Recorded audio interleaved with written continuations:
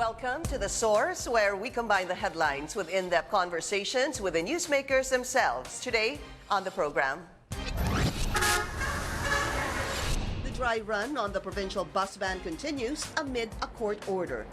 That there's something wrong. We'll try to correct it. Also, the clock is ticking. Reclaim all public roads that are being used for private ends. Local officials get an ultimatum to clear roads from any obstruction. There is a mayor or a governor or kung ano kang sino kang demonyo ka, i-suspend mo. Also pushing for a no garage, no car policy. These are out-of-the-box solutions na we are pleased to hear kasi ito talaga yung kailangan natin sa panahon ngayon. And the government declares dengue a national epidemic. Interior and Local Government Department spokesperson Jonathan Malaya joins us live.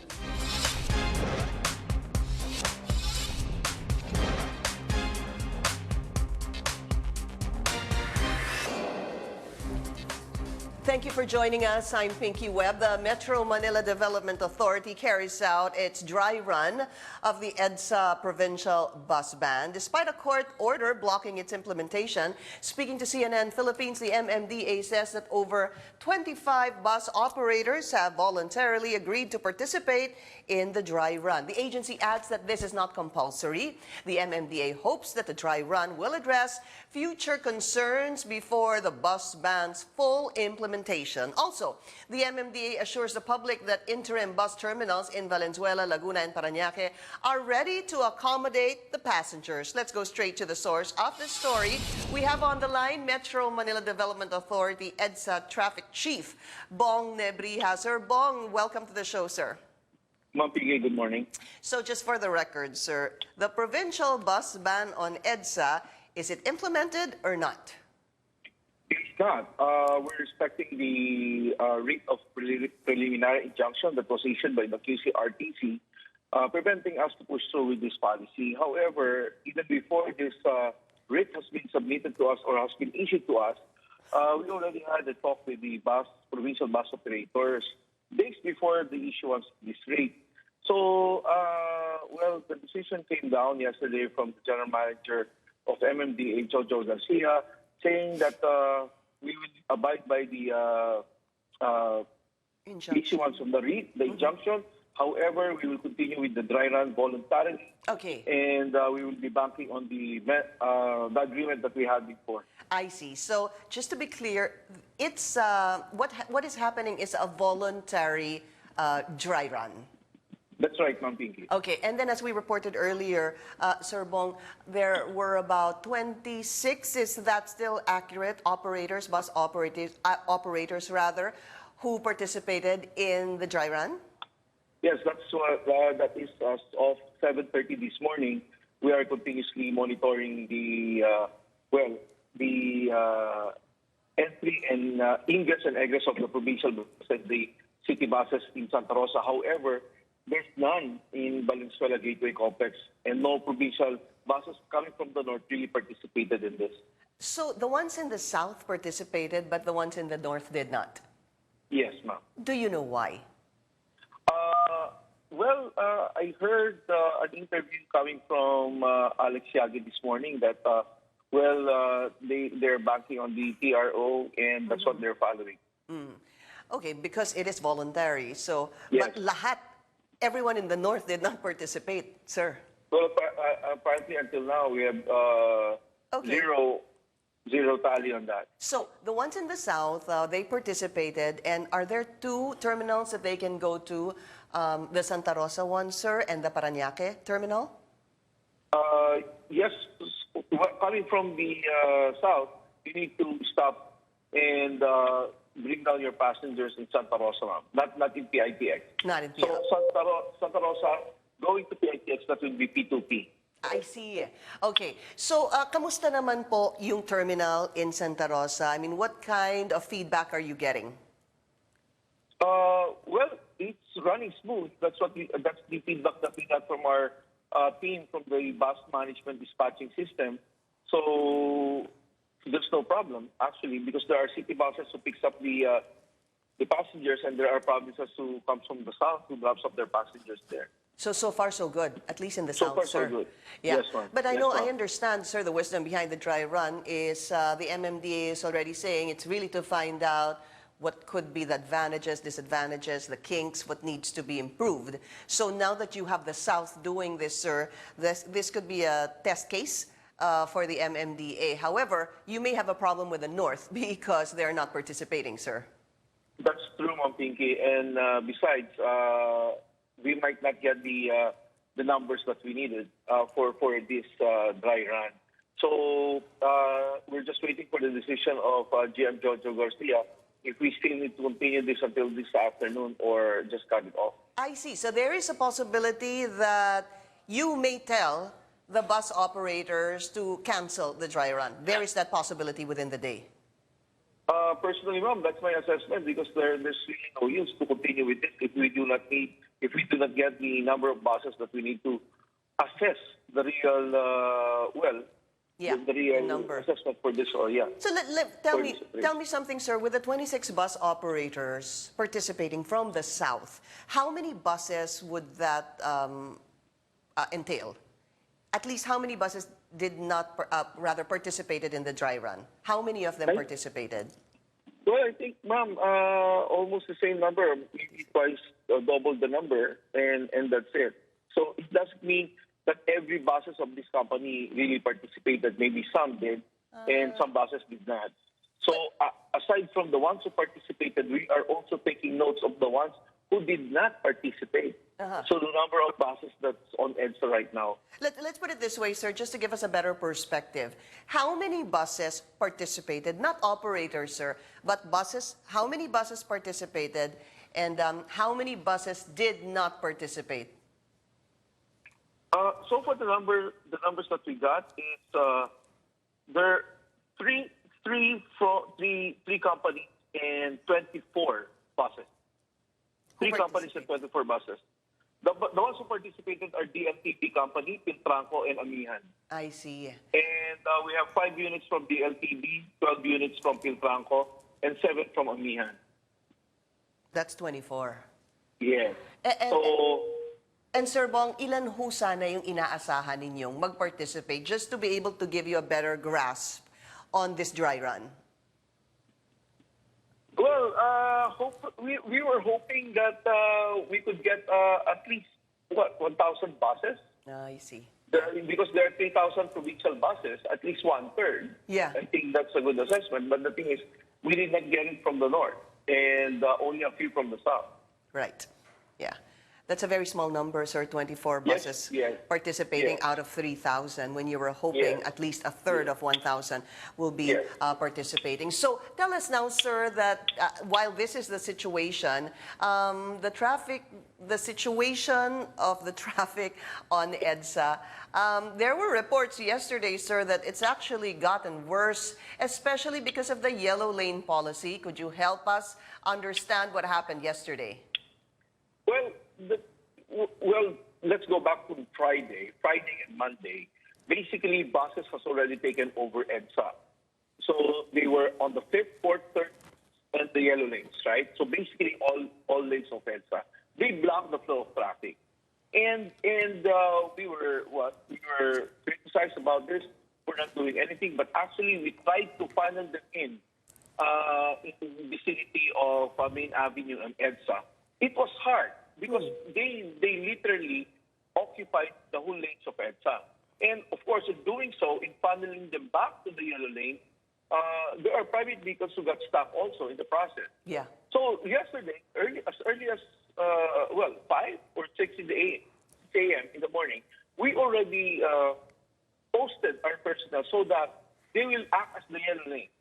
And these city buses would know that they are not allowed outside of the yellow lane. Right. But the same effect, we had the same effect because of the coming from the north, as Monumento, then Quezon Boulevard, then Camuning and Camias area, and other arteries of EDSA.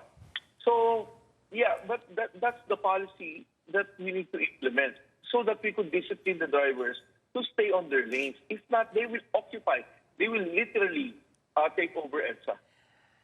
Sir, to be clear about this, and from my understanding, is that the yellow lane is supposed to be for city buses. The provincial buses can go up the flyovers, correct, sir?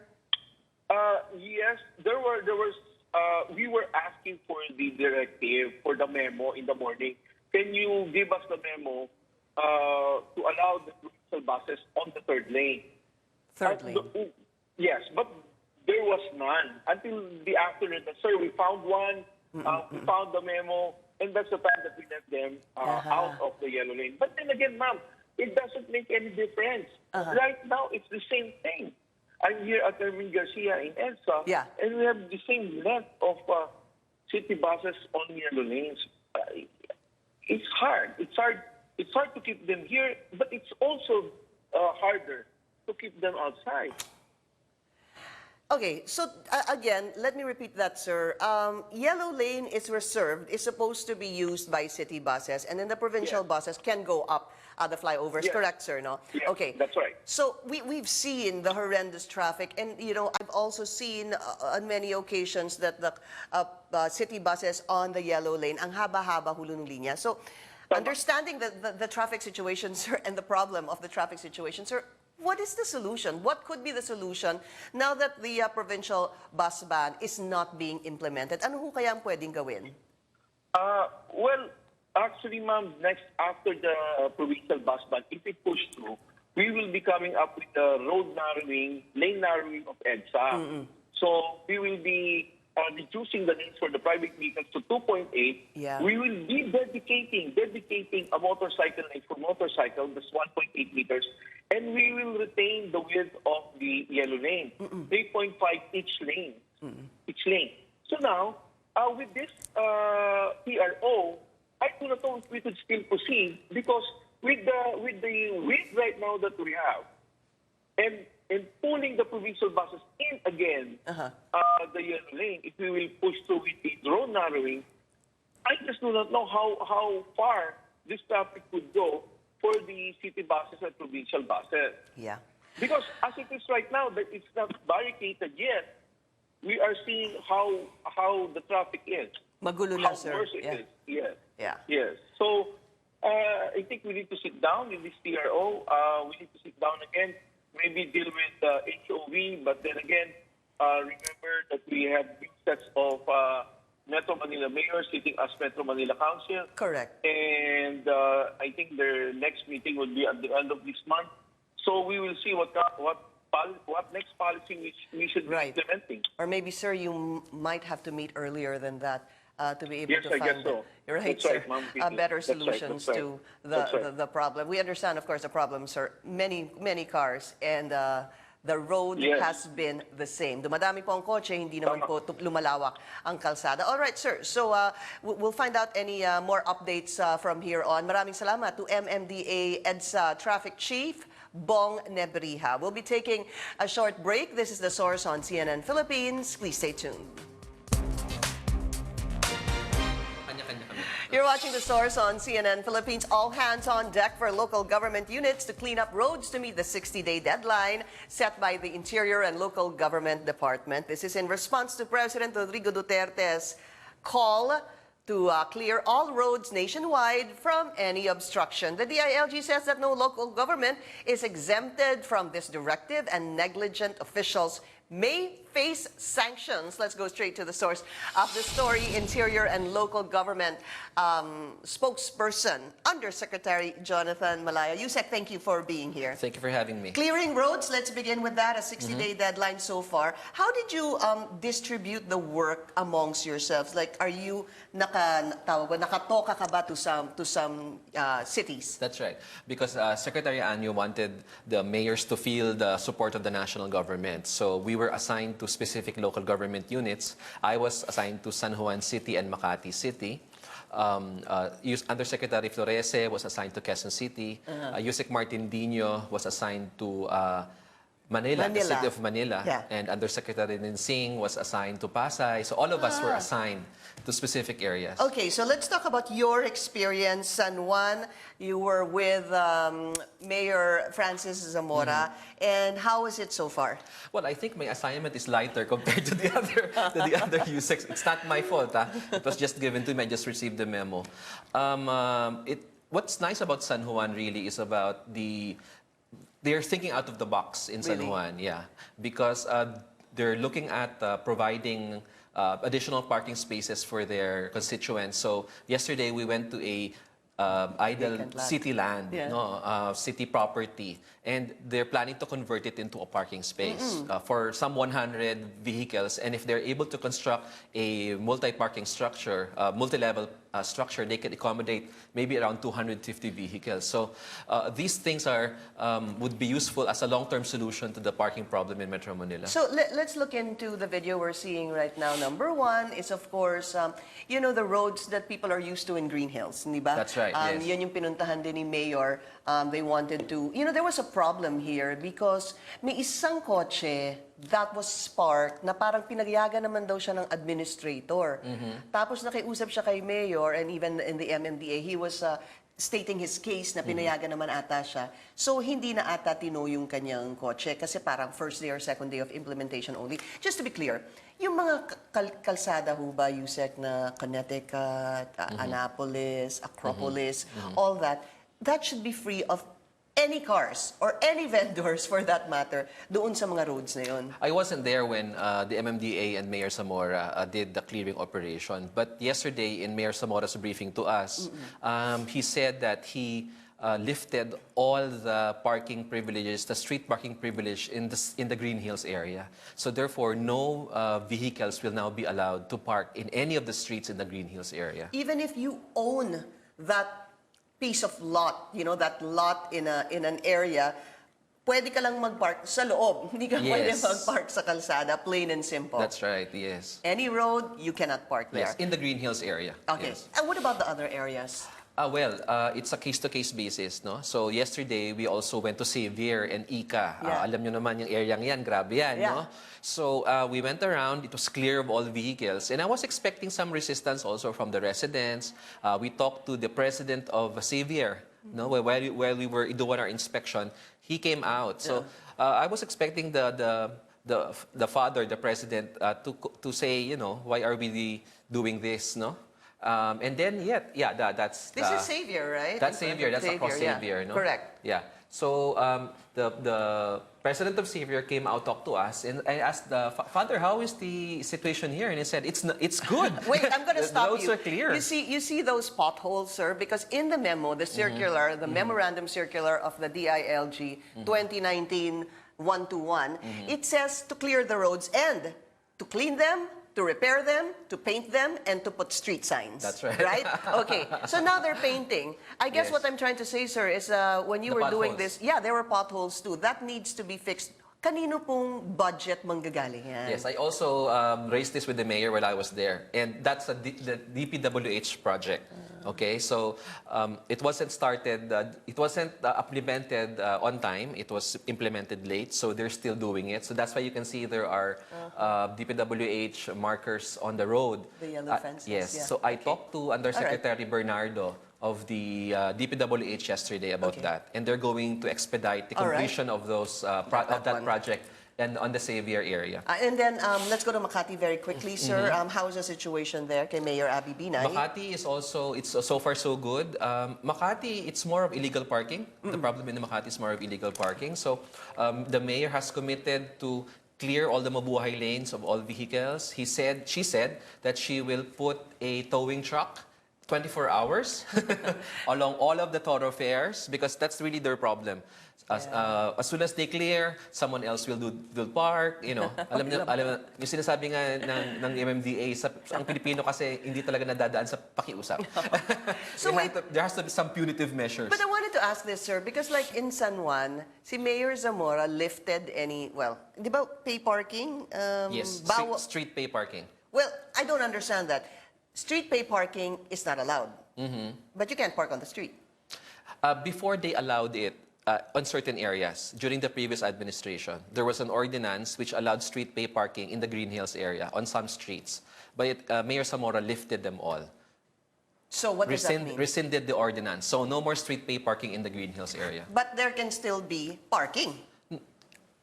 Not in the streets. Yeah. Okay, but inside your property or in Correct. the designated parking areas of commercial establishments. What would be the problem areas you see in Makati? Because if you look at which are the mabuhay lanes there that need the thoroughfares to be completely free?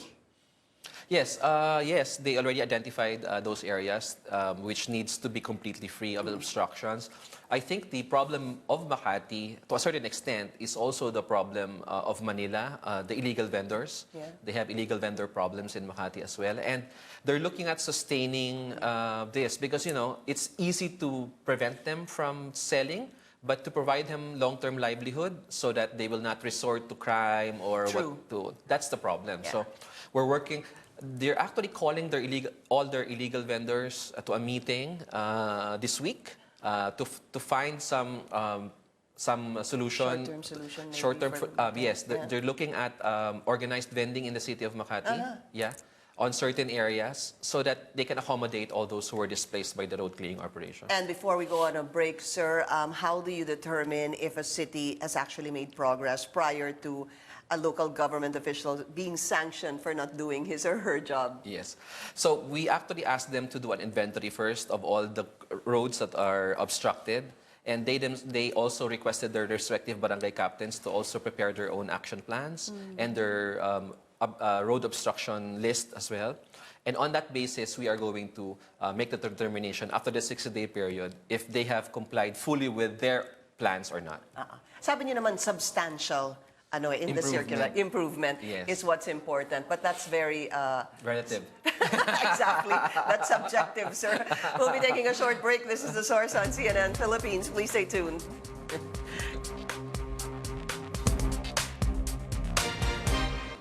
You're watching The Source on CNN Philippines. Our guest today, DILG spokesperson, Undersecretary Jonathan Malaya. Sir, national dengue epidemic. This is, of course, due to the rise in the number of cases of dengue in a number of regions. We're looking at about January to July this year, about 150,000 cases with 600 deaths. So the alarming thing here is it's 98% higher than the same period last year. Sir, what the DILG's role in all this? Because I know there's a quick response fund that they can utilize. Well, that's a fund in the local government unit. That's not a fund in the DILG.